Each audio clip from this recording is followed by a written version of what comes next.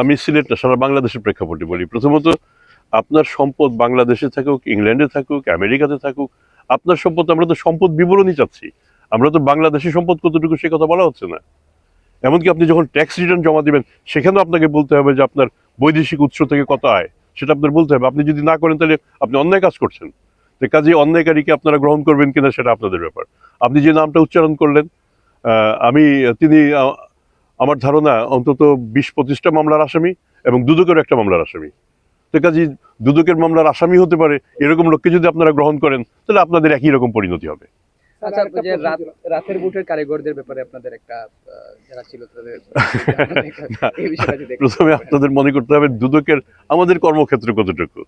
আমরা কিন্তু পুলিশ না, আমরা কিন্তু অন্য কোনো সংস্থা না।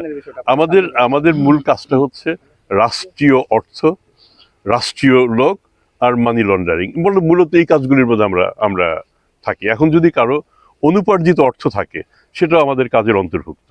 তা আমরা তো আলাদাভাবে কে কোন দল করলো, কে কোন পার্টির, কে কার পেশা কি, কে রাজনীতিবিদ, কে অন্য পেশার, এটা খুব বিবেচ্য না। আমাদের বিবেচ্য হচ্ছে তিনি আমাদের যে শিডিউল, এই শিডিউলে তিনি অপরাধী কি না।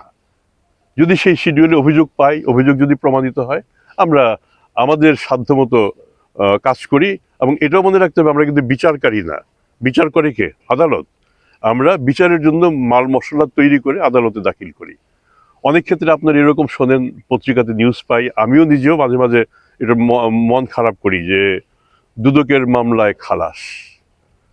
তো প্রথমত, দুদকের মামলায় খালাস কি দুদক দেয় না কোর্ট দেয়? তো কাজে আপনারা ওই নিউজগুলি ঠিকভাবে করবেন, যাতে দুদক তো আপনারই প্রতিষ্ঠান, দুদক তো শুধু। জি প্লিজ, আমি প্রথমত আপনি যে প্রসঙ্গটা উত্থাপন করলেন, এটার সাথে আমি সম্পূর্ণ একমত।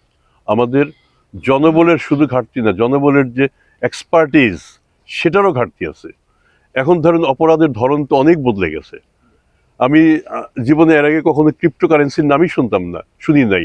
বিটকয়েন নাকি, এগুলি ধরেন আমারও তো শিখতে হচ্ছে। তাই কাজে আমাদের লোকদের শিখতে হচ্ছে এখন নতুন করে। প্লাস এটাও সত্যি, আমাদের রাষ্ট্রীয় যে অর্থ কাঠামো, সেটার দিকে তো একটু খেয়াল করতে হবে যে আমাদের পক্ষে কতটুকু করা সম্ভব। এবং আমি এটাও যদি বলি সত্যি কথা, আমাদের যে হেডকোয়ার্টার, হেড অফিস যেটা সেগুনবাগিচাতে, সেখানে আমাদেরও অ্যাকোমোডেশন হয় না।